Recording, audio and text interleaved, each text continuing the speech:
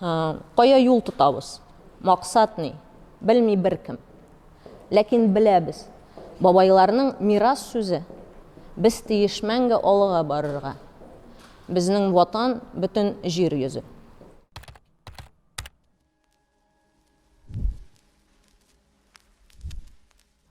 Ни өчен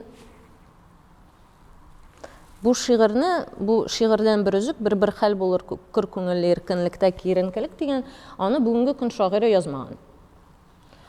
Аны язган Габделнур Сәлим дигән шагыйрь. Ул бүгенге көндә Чаллыда яши. Тумышы белән 58-нче елгы кеше. Һәм аның язу рәвеше бик тә ошаган бүгенге көн яшьләренең иҗатына. Һәм без бүген шундый шагыйрьләр турында сөйләшербез. Менә бүгенге көндәге шигърияткә тәэсир итә торган шагыйрьләр турында. Нәрсәдән башлыйсы килә? Шундый кызык күзәтү. Казан утлары журналының архивын карап утырсаң, анда шундый бер шик бар, 87-нче ел дигән. 87-нче елга кадәр Казан утларындагы шигърият бик киң колачлы шигърият. Анда дөнья әдәбиятыннан тәрҗемәләр бик күп. Рус әдәбиятыннан, СССР халыклары әдәбиятыннан тәрҗемәләр бик күп. Һәм ул шигырьләрдәге дөнья картинасы да ул шундый планетар масштабта. Шигырьләр мин һәм кешелек күзлегеннән язылган дип әйтегез. 87-нче елда шундый кызык бер борылыш була. Ул хәтта Казан утларының тышлыгыннан ук күренә башлый. Анда тышлыкта биреп баралар сәнгать әсәрләрен. Картиналар бар инде, анда ниндидер соцреализм картиналары. Һәм картиналардан күчәләр әкрен генә анда декоратив прикладное искусство, анда беләзекләргә күчәләр, муенсаларга, һәм алар әкрен генә миллиләшә бара. Һәм тышлыклар да шулай миллиләшә. 90-нчы елга алар инде тәмам милли булып бетәләр. Һәм журналның истәлеге дә. Дөнья әдәбияты кими, тәрҗемәләр кими, калкып чыга милли темалар, тарихи темалар, безнең халыкка караган темалар. Һәм шигъриятта барлыкка килә шундый мин һәм халык дигән. Һәм менә шул миллилектә һаман да дәвам итә. Казан утлары һаман шул парадигмада эшли шикелле. Чөнки менә ничек шул 90-нчы елларга ничек формалашып җиткән ул журнал, ул һаман да шул хәлдә бара. Һәм бүгенге көндә инде иҗат итә торган яшь шагыйрьләр мәйданга килгәндә, аларның һәр кайсына сорау бирелә беренче чиратта. Ярар, бик матур язгансыз. Милли темага бармы сезнең шигырьләрегез? Нишләп сез милләт турында язмыйсыз? Ләкин ул сизелмичә бәлки үткәндер әдәбият дөньясына, әдәби барышка, ләкин 2000-нче елларга безнең дөнья тагын киңәйде. Һәм интернет барлыкка килде. Һәм безнең тәмам бер буын үсеп җитте. Туганда ук интернет аша дөньяны күргән буын. Һәм алар әлбәттә аларның дөньяны күз аллавы ул мин халык парадигмасында гына була алмый. Мин һәм кешелек парадигмасына кире кайта әкренләп. Һәм аларның укый торган шагыйрьләре дә шул парадигмада иҗат иткән кешеләр.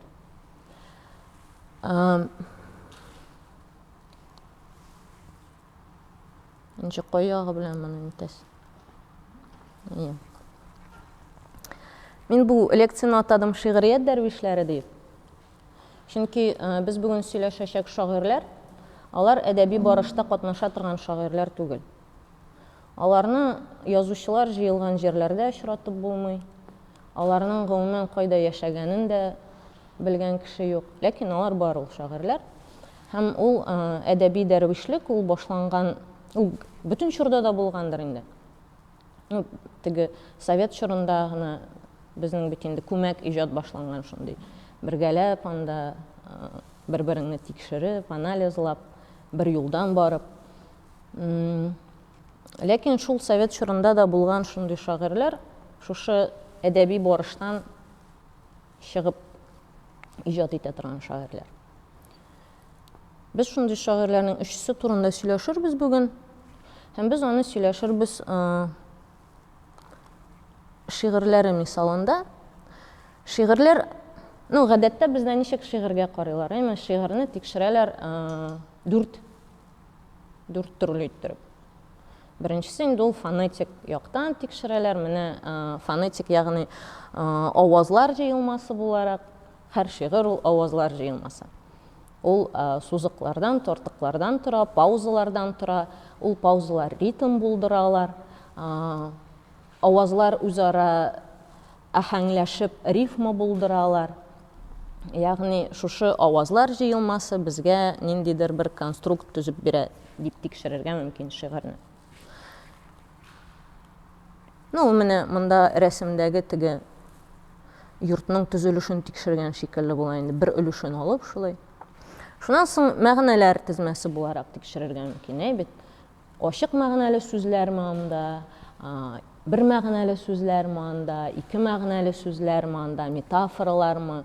Ягъни бу мәгънәләр ничек иттереп оешалар бер уртак мәгънәгә, шул яктан тикшерергә була. Төзү рәвеше буенча тикшерергә була, форма ягыннан, размеры, ул нинди формада төзелгән бу шигырь, анда кытыршылыклар бармы, юкмы, аның үзенчәлеге нәрсәдә, менә бу рәсемдәге кебек, анда бер тәрәзәсе читкә тайпылганмы, тайпылмаганмы, һәм башка шундый яктан тикшерергә була. Ягъни форма ягыннан тикшерергә була. Ләкин әле Гумилев әйткән аны, әллә кайчан ук шигырьне берничек тә индуктив метод белән тикшерергә ярамый. Ягъни бер әйбергә туры килә торган закон дип әйтик инде, бөтен гомуми әйбергә туры килми. Туры килә дигән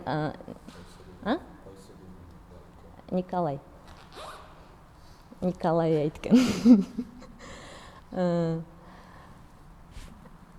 Ягъни бер әйбердән гомумиләштереп нәтиҗә чыгарырга ярамый, шигырьне тикшергәндә дедуктив метод кулланырга кирәк. Ягъни гомумидән айрым элементларга килергә.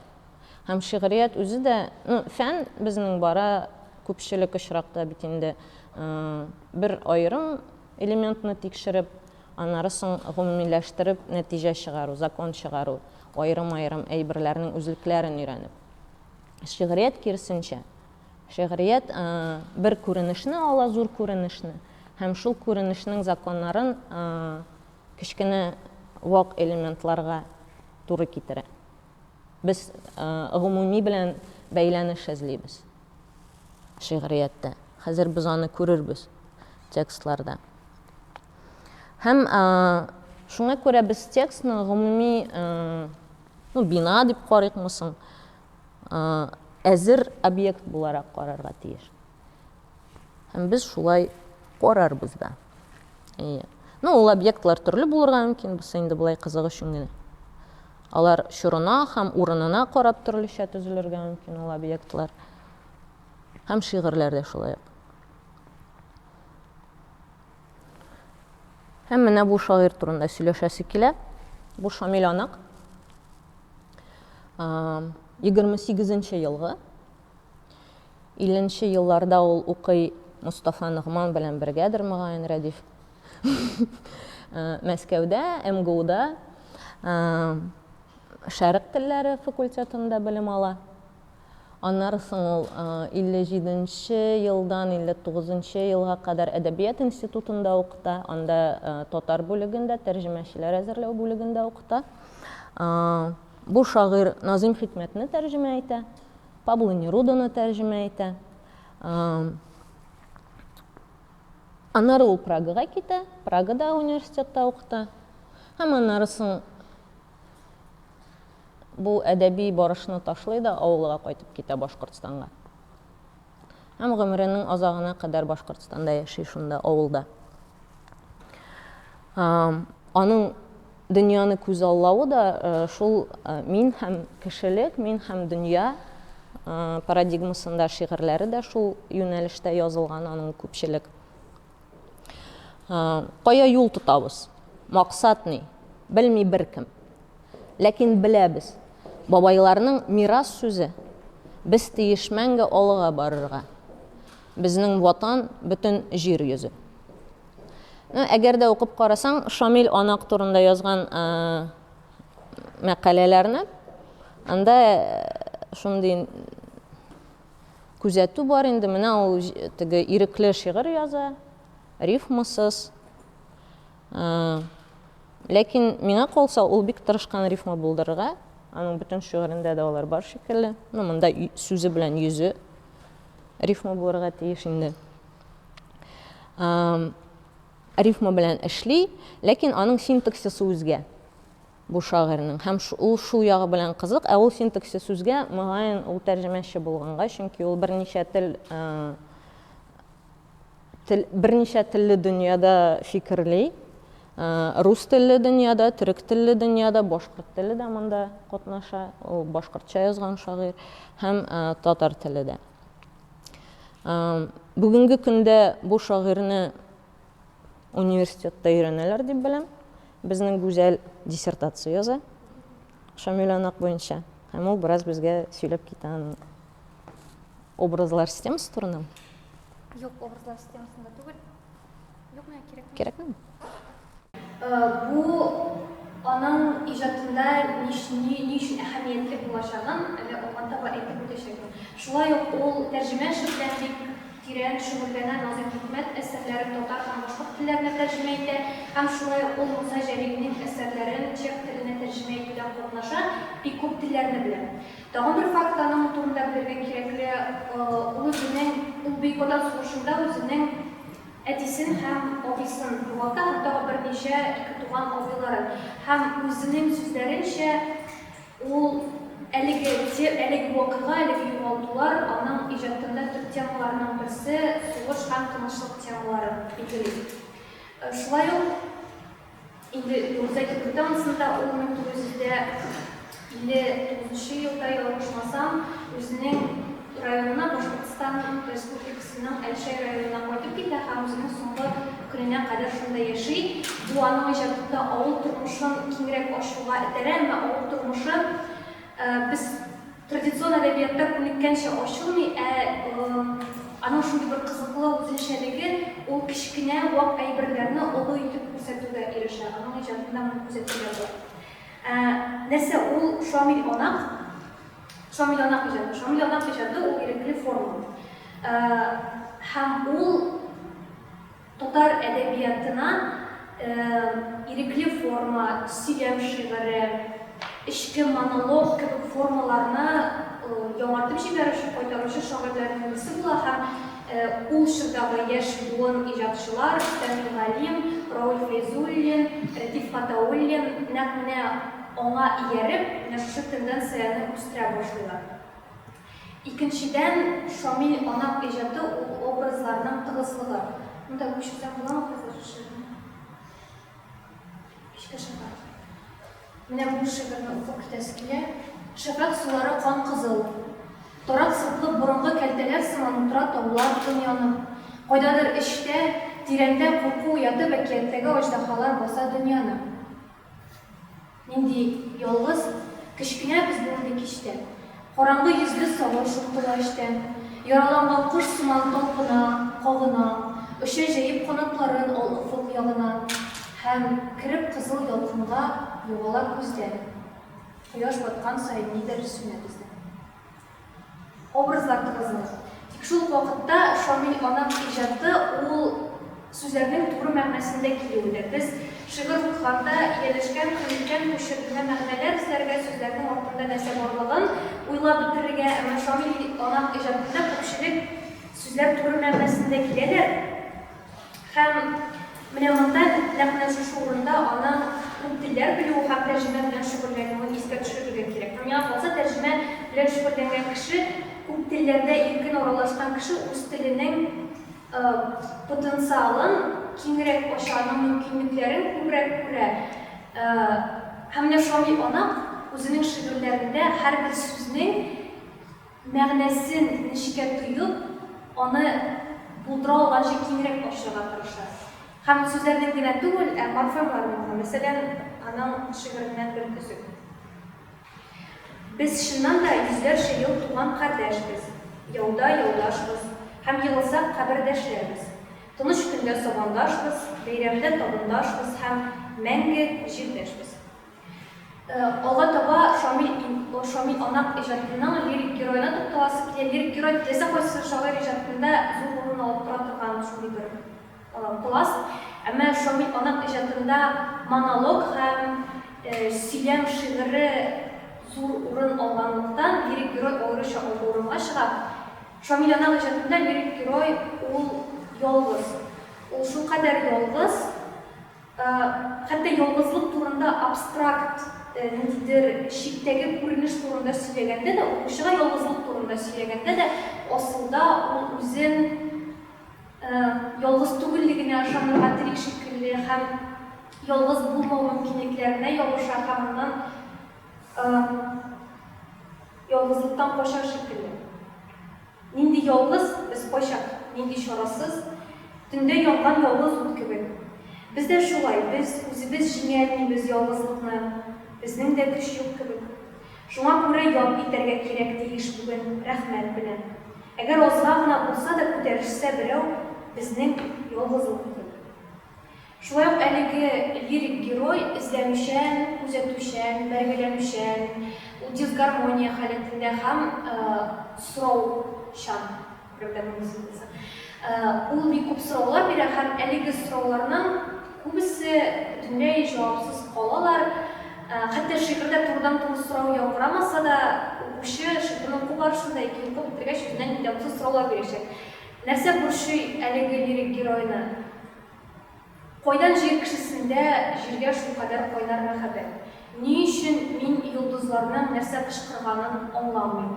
Ни өчен сөю белән нәфрәт шулкадәр янәшә? Ни өчен бәндә бәхеттән шашына? Ни өчен минем башыма шулай сораулар бик күп килә? Ни өчен мин шундый сәер сораулар белән янып йөрим? Һәм шулай ук Шамил ана ул халык авыз иҗаты. Ул үзенең иң беренче укытучылары дип Назим Хикмәт һәм халык авыз иҗаты, шул исәптән халык җырлары билгели. Һәм аның тәүлек көн мизгелләре дигән цикл бар. Әлеге циклда һәрбер шигырь халык авыз иҗатыннан берәр мәкаль яки әйтем белән башланып китә. Һәм әлеге шигырьләр үзләре дә шигырьдәге һәрбер юл ул ниндидер халык авыз иҗатыннан өзек кебек, ниндидер афоризм кебек, һәм аларның барысында аерып алуларны мисал өчен.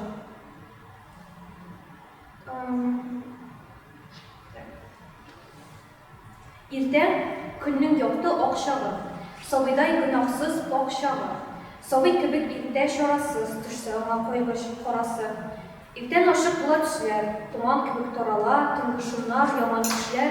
Иртән килә мин хәбәр, иртән мөмкин түгел ялган, иртән күзләрдә өмет, иртән карый кеше алган. Иртән көч уйный беләктә, юл башлылар изге теләктә, тәүге буразнан соралар. Иртән көнгә хайран калалар. Иртәнең күлкен инкар итә алмас беркем. Иртән кеше хикмәтле, иртә кичтән хикмәтле. Һәм азапта иң мөһим һәм Шамил ана иҗатына гашыйк иттерә торган әйбер ул аның галәм киңлегендә фикер йөртүе. Кеше һәм галәм мөнәсәбәтләрен ачыкларга тырышуы, кешенең галәмдәге урынын билгеләргә тырышуы, шул исәптән космизм фәлсәфәсе белән кызыксынуы, кеше һәм галәмнең ни дәрәҗәдә бер-берсенә охшаш һәм тәңгәл булуын аңларга тырышуы омтылышы. һәм тәмамлап, менә шушы шигырьдән үсү.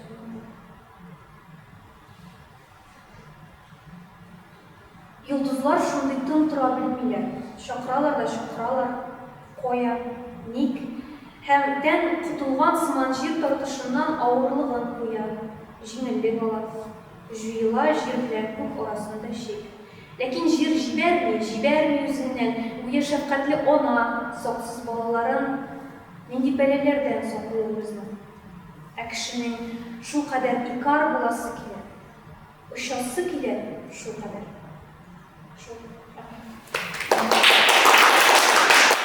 Аның бер китабы монда бар, һәм монда бар Шүрәле тәрҗемә рус теленә аның. Моны укыдык, алга таба китик. Ләйс Зөлкарнәй. Ләйс Зөлкарнәй шулай ук дәрвиш шагыйрьләрнең берсе.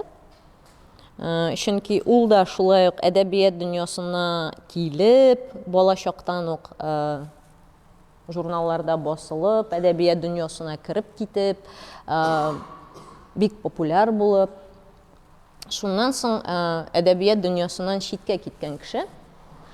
Ләкин иҗатын дәвам иткән кеше, ул ялгышмасам төзелештә эшләде булай.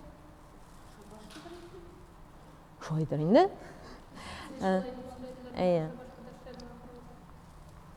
Һәм ягъни теге башка язучылар, шагыйрьләр шикелле редакцияләрдә утырып эшләгән кеше түгел инде. Әлбәттә. Йортлар мәсьәләсендә әйтәсез. Алай тирән кермәyin. Һәм Ләйс Зөлкарнәй шулай ук үзенчәлекле шагыйрь. Аның да иҗаты аерылып тора, шактый гына без күнеккән шигырьләрдән, һәм ул нәрсәсе белән аерылып тора, образлар системасы беләндер дип ышанам инде мин, һәм форма ягыннан да шулай ук ул үзенчәлекле әйберләр китереп чыгара. Менә мисалда әйдәгез карап китик. Болын кебек сусыл болытларда сутлы сүсән үсә, нәзек тары, тармакланып төшә җир өстенә үтә күренмәле сабаклары, бәршәләре иңгә бәрелә дә шәшрәп китә эре орлыклары, болытлардан болдырларга кадәр зәңгәр сүсән зиңли, нәзек тары, бу тарылар мине таный бугай, бу сүсәннәр коча мине төреп, болыт түгел лә бу, болын бит бу, ак буеннан килгән күтәрелеп. Ирексездән кул селтәнеп китә, иркенәеп китә сулуларым, авылдашлар күктә пешән чаба, ялт-йолт килә үткер чалгылары.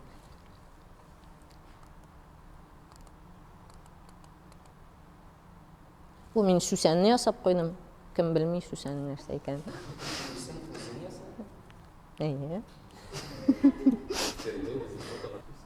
Нинди хис кала бу шигырьдән соң сездә? Нинди хис кала? Табигать тавышларын бирә кебек тоела. Бу рәхәт әйберме, рәхәт түгелме? Рәхәт. Нинди хис? Сезгә тынычлык. Киресенчә булган. Киеренкелек синдә? Ә синдә? Киресенчә булган. Тревога нинди? Тревога. Так, киеренкелек димәгәме? Бер хәл булыр күк. Ягъни бу ике шигырьдә дә без күрәбез же, күрү аша киләбез шул халәткә ниндидер. Рәхәт халәтме ул кемгәдер юешләнгәч, рәхәт булмаган халәтме? Күңелле ламповый кичәме яисә гаскәр киләме анда офыктан. Барыбер ул картина аша без киләбез бу хискә бит.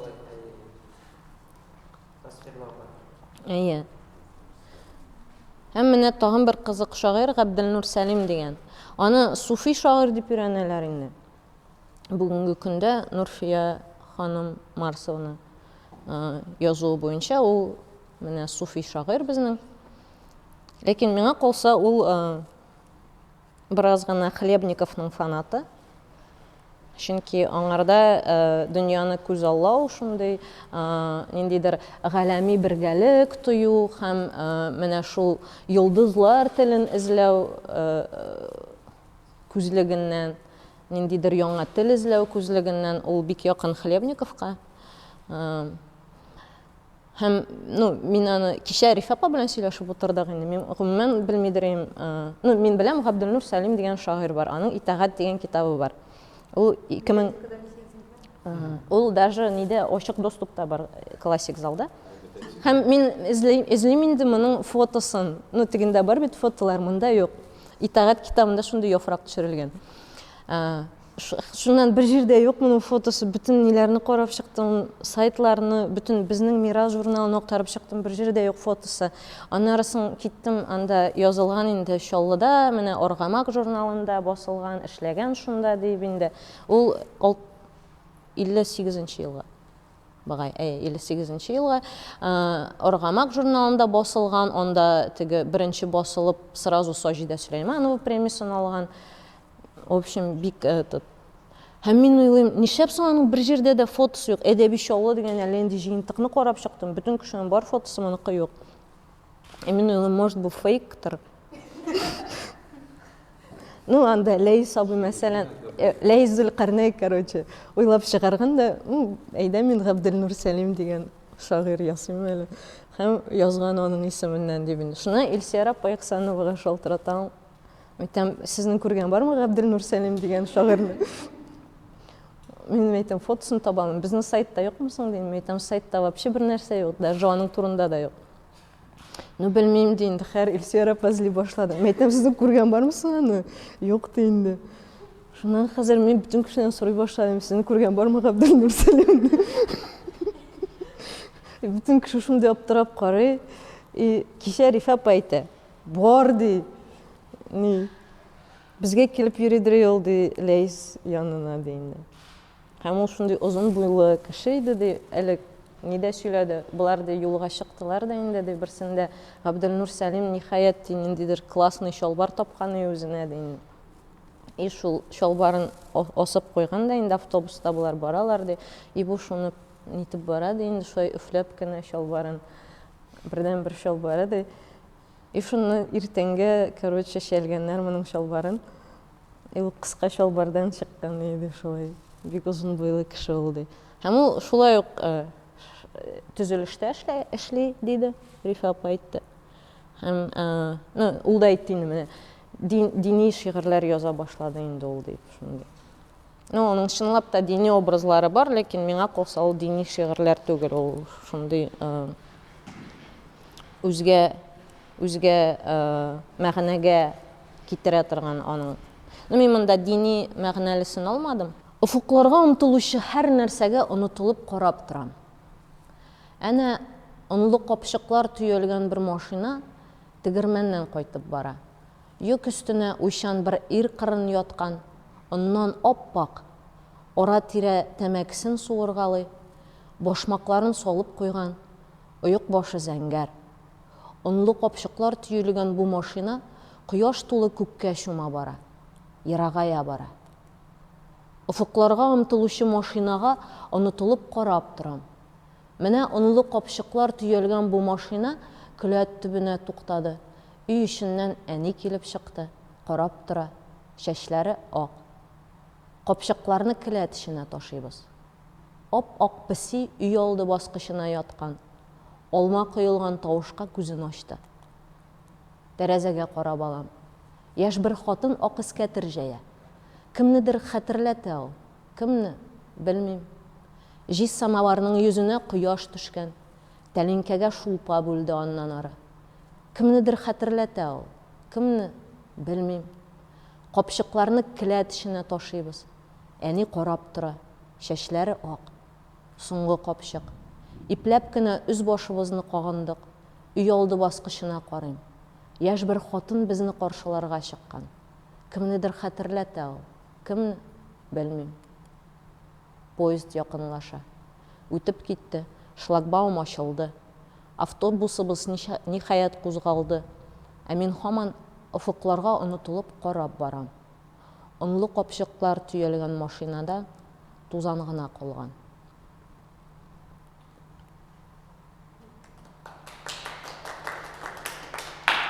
Ю, ә менә сездә нинди хәләт кала бу шигырьдән соң? Үзгәрәме хәләт? Моңсу, ниндидер якты сагыш дип атарганмы? Ничек? Ну, ниндидер барыбер сагышлы әйбер. Ә нәрсә хисабына ул барлыкка килә? Ну, монда бик шулай ук бу манзара дип аталуы уганың. Ул шулай ук картина тудыра әйбит. Без күрәбез бөтен нәрсәне. Кайда келәт тора, кайда машина килеп туктады. Ничек без аны ташыйбыз, әни каян чыкты, тәрәзәдә яшь хатын.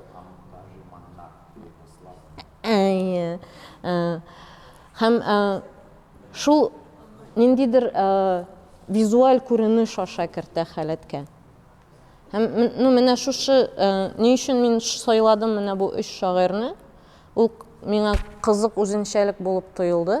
Алар өчесе дә шул ничектер әдәбият тормышыннан ерак тора торган кешеләр, һәм алар өчесе дә менә шундый рәссам теле белән тәэсир итәләр безгә. Ягъни алар шигырьдә сүрәт ясап, шул сүрәт халәтенә кертеп, безне менә ничектер хисләндерәләр. Бу тәбрис синең өчен бусы.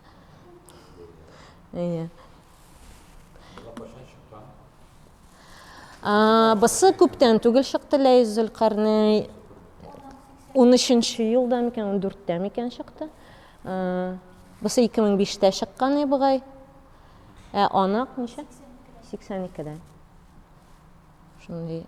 Алар өчесе дә монда бар, китапханәдә. Мондай шагыйрьләр тагын бар татар әдәбиятында. Инде без бөтенесенә дә тукталмадык. Калса мен Роберт Әхмәтҗанны да шундыйрак шагыйрь дип кабул итәм үзем. Һәм тагын баралар. Алар сүрәт аша тәэсир итәләр. Алар тәэсир итәләр форма ягыннан, иркенлек ягыннан тәэсир итәләр, сүрәтләү ягыннан. Шулай ук бүгенге шагыйрьләрдә дә менә шул сүз белән рәсем ясау дигән әйбер күзәтәм мин. Аларда бар. Ягъни алар ниндидер манзараны сүз белән сүрәтләп бирәләр, һәм син шул манзара аша аңларга тиеш аларның хәләтен, бу шигырьнең хәләтен. Манзара. Кемнәр?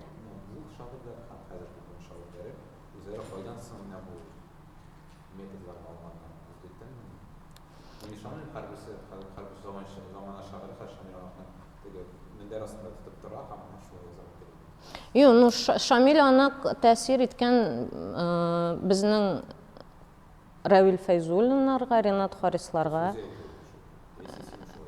Ул шул чорда ук уже аны шулай бәяләгәннәр. Шулар әйтәләр. Рәдиф Гаташлар шуннан килгән, Шамил Анактан. Алардан килгән менә Ләйс Зөлкарнәйләр, Сәлимнәр буыны.